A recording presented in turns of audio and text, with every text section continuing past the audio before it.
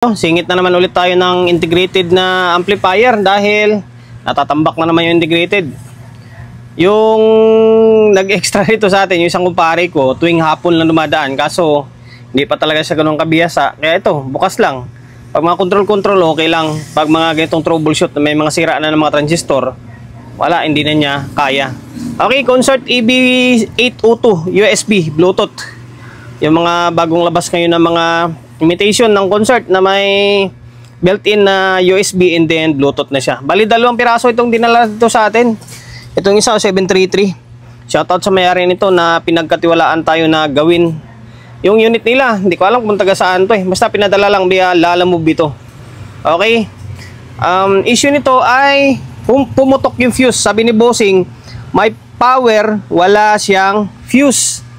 Lagi namang kanyan eh. Yan lagi yung kabihan or madalas sabihin ng customer natin. Siyempre, hindi naman nila alam kung bakit nagkaganon, di ba? Na kung bakit ay power pero wala siyang audio.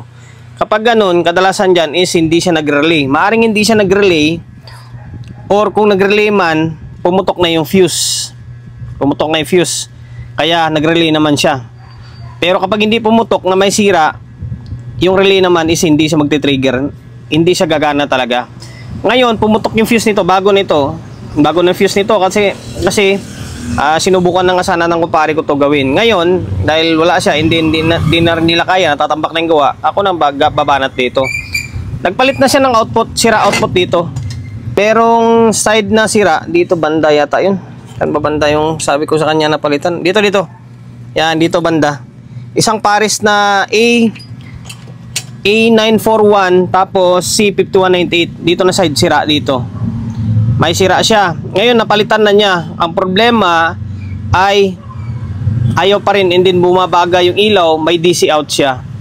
Okay, ngayon kaya ititrace natin to. Hindi ko na sana gagawa ng video ito, di ba? Kaso nga lang, sayang naman, wala akong pang content dahil hindi tayo nakagawa, hindi tayo makapag-video ng power amp.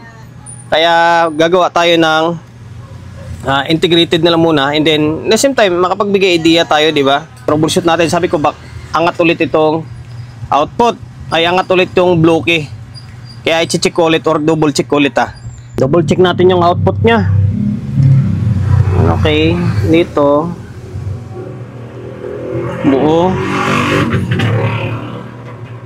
buo din ito, buo rin to. Naka-reverse tayo eh. Buo din to, naka-reverse. Tapos dito goods din.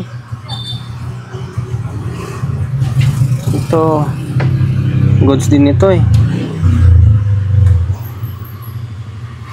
Okay, goods din.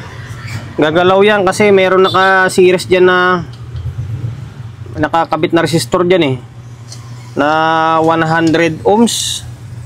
Tapos dito, saan na ba yung isa? Gagalaw talaga yan. Ngayon, goods naman yung output nya. Dako tayo sa may mga drive nya. Yung drive nito,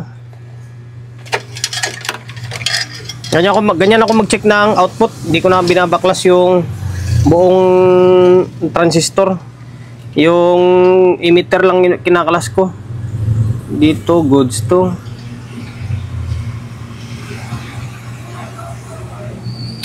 Ang goods naman Ba't ganun? Tapos, nagpalit na daw siya ng ito, yung sa may bias nito. Pinalitan daw niya ito eh. Bago na daw yung bias niyan eh. Pinaltan na niya. Ba't ganun? Sira pa rin. Ayaw pa rin. Ito, napalitan na to eh. Okay. Maaring balik ko nga muna itong mga bloke. Tapos alamin natin kung saan yung may DC out. Natawa ako bigla. Nagtesting sana ako kanina. Tinesting ko na magsukat sana ulit. Putik na pumutok. Ito to, pumutok yung kapasitor oh. Grabing lakas. Value nito ay 16 na to 20 oh. Pumutok saan galing? Dito yan oh. Kinuha ng kumpare ko kabaliktad. yung AC napunta dito. Tapos yung DC napunta dito sa may kabila. Pumutok tuloy. Ito. Bira, yung lakas niya. Mali siya ng salpak eh. Okay lang, hindi ko rin napansin kasi. Ngayon, ulit, take 2 tayo. Sukatan natin kung saan banda yung may DC. Bira na yan. Ginulat ako kanina nun ah. O natin, dito, emitter to ground. Emitter to ground. Parang wala naman ah. Baka yun lang yung kanina. Tapos, saan pa? Ground to out. Oh, parang wala naman na. Natin yung bias niya. Mamaya meron na.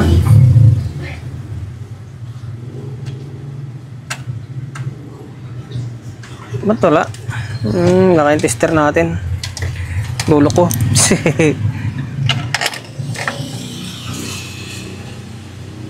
Ito. Meron pala DC dito. Dito. Meron dito sa kabilang side talaga. May DC dito. Na-check ko na ito eh. Na-check ko na tong drive na to. Good naman. Maaari dito sa may bunutin natin yung mga maliliit na transistor. Yung 5401, 551. Banda dito. Bunutin natin to. Kasi okay naman na yung output eh. Nagpalit naman na siya ng 9014. Okay naman. Try natin yung bunutin naman yung maliliit na transistor. Check ko na halos lahat eh. Naubos ko na nandito. Meron lang ako nakitang yung hinang na parang napatakan yata ng tingga dito. Nakadikit yung dito and then dito niya sa side. Kaya nagkaroon ng DC dito. Kuan lang, sinunog ko lang to dito. Biniyak ko lang. Ngayon, parang nagnormal na siya. Namo, inangat ko nga ulit oh. Inangat ko to dito. Inangat ko to dito. Inangat ko dito. Dito. O pangilan na ako. Dito. Na-check ko na to dito. Goods. Ito na sana babaklasin ko. Baklas ko na itong isa eh. Ito, biniyak ko. Kasi pag ganun ako eh. Ngayon, tingnan nyo kung ano mangyari sa may bias niya.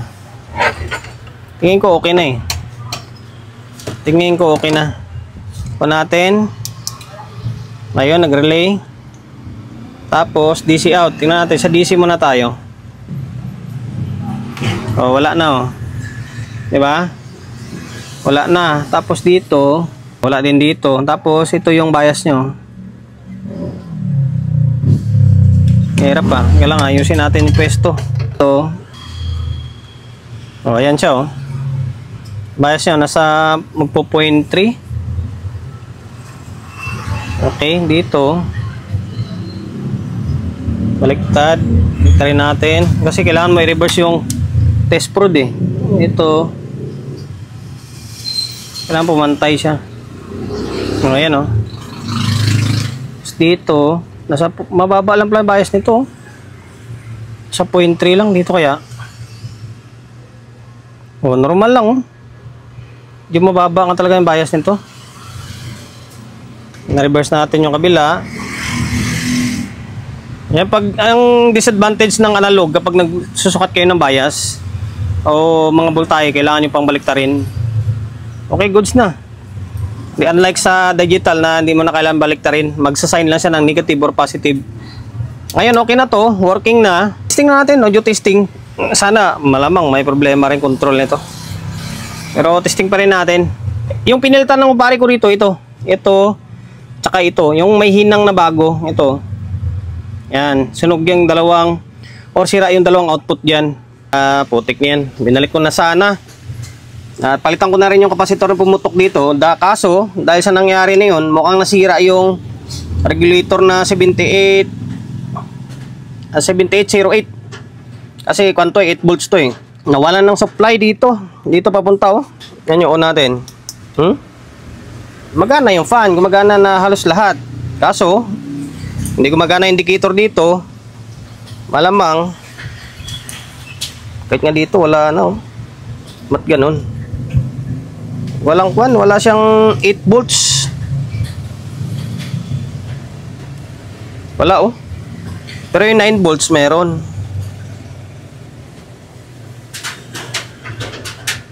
Hindi ko matester maayos. walang supply dito papunta sa may dito natin, oh. Tapos parang umiinit yung regulator masyado. Nadali yan. Baybayin ko muna. Pambihira, oh. Nagkabaliktad kasi. Ginawa kasi ng kumpare ko pag ganito siya. Dito na ilagay yung AC sa may kabila. Kaya na pumutok. Sira siguro regulator niyan. Napalitan na natin to. Ito, sira to. Ang kuha ko pa dito, isa pang regulator, yung 5 volts dito. Mamaya check natin yan kung may lumalabas dyan. Okay, on natin. Ayan sa fan. Ngayon, ito yung negative. Goods naman to dito eh. Yan. Tapos ito yung positive ngayon. Meron na to. Ayan, oh. Diba? Confirm na sira yung regulator na 8 volts. Tapos yung 5 volts naman ground. Tapos ito 5 to eh. Okay, meron 4. Sa kulang-kulang 4 volts. Meron to, good to ah. Okay. Ngayon, okay na yan. Balik natin yung board tapos testing natin ulit. Nibalik ko na. O natin. Nagka-display dito. Ang problema, walang display yung Bluetooth nyo. Mukhang sira yung module nito ah. Mukhang sira yung module. Mukhang hindi, tagal na siguro yung nagagamit to. May Bluetooth din pala siya. Ngayon, lagay tayo ng speaker tapos testing natin, lagyan ng audio para malaman natin kung may problema pa yung mga control or wala or may audio na siya. Lagay na tayo ng speaker. Ito siya, oh. Audio input natin, laptop natin. Yung dalawang mid-high yung nakakabit. Pag integrated, mid-high yung kinakabit ko eh. Okay, ito natin. Oh, magana agad, oh. Gumagana agad. Problema yung master volume. Balance. Wala. Ito. Oh, sablay. Sablay. Walang kalabog. Makapirate pa tayo. May problema yung control. Kapag yung amplifier na may stock, sigurado ako pati control yan, dama yan. Ngayon, palitan na natin to. Palit lahat to, pati sa may mic nya, palitan na natin yan. Bali 1, 2, 3, 4, 5, 6. Pampito itong master volume. Okay, may audio na, goods na yung audio. Control na lang. Nabaklas na natin yung mga control nya. Ito yung mga control. Parang bago po siya tingnan, no? Pero palyado na. Parang napalitan na, oh. Diba? Nakapagtataka naman. Mahina talaga klase ngayon yung mga control. Sablay-sablay na. Ito yung pamalit natin. Yan. Bago rin to ha. Walang kahinang-hinang pa yan, oh. Okay, palit natin. Napalitan ko na ng bagong control to. Okay, bali yung control pala nito ay 50k, 100k. Kung wala kayong 50k, 100k, pwede yan. Yan, pero 50k yung nalagay natin. Kasi may stock tayo ng 50k. Pati dito sa may mic section nya. Bali, tatlong mono, dalawa dito sa may mic nya, mono to. And then mono rin to sa may balance nya. Tapos dito sa may bass, tama ba? Bass mid treble ay 6 pin naman ito or stereo. Okay, inulit ko, hindi lahat ng integrated is parehas ang pin ha. Merong mga concert na design, ibang integrated na ultimo dito sa may balance niya is naka-stereo siya. Kahit dito sa may mic section niya, naka-stereo din. Kaya kailangan baklasin nyo muna. Pero sa design nito, concert AB auto na imitation yata tawag dito eh. Is tatlong 3 pin, tatlong 6 pin. Tapos, sa master volume, automatic 8 pin yan.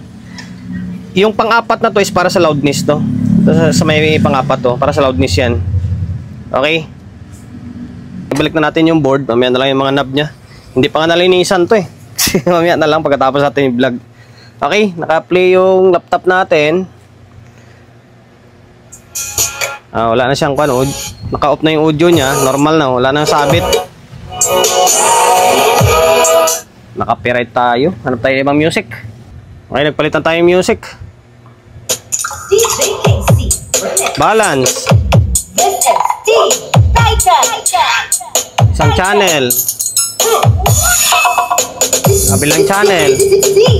Titan. Dalawa. Unity. High. Okay. Mid. Okay. Low.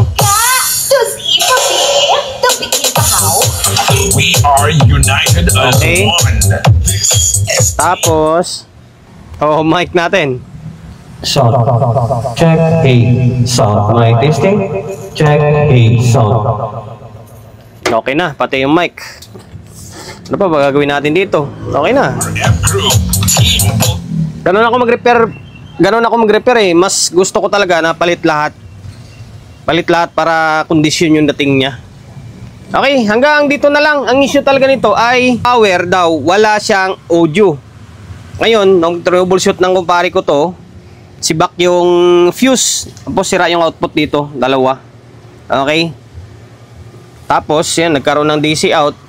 Meron lang nagdikit na hinang. Tapos ito, sira yung control dito. Okay, sana nakapagbigay idea tayo. Dito pala, wala tayong magawa dyan. Sira na yung module nito eh. Wala tayong magawa dyan. Sira yung module yan. Papalitan na lang yan. Sabihin ko lang kay bossing yan na meron namang nabibili na module na maliit lang eh. Kukunik lang sa likod. Yun na lang yung kukunik niya dyan. Wala tayong magawa dyan. Okay, nasa module na yung problema dyan. Dahil lumabot ko sa part ng video natin na ito, kung hindi ka pa nakapag-subscribe na ikaw nanonood ngayon, pa-subscribe naman ng YouTube channel natin. Pinutin mo yung subscribe. May makita kang bell button sa gilid, pinutin mo yon, tapos pinutin mo yung all. Ayan, kapag napindot mo na yung all, every time na meron akong upload na video, manonotified kayo.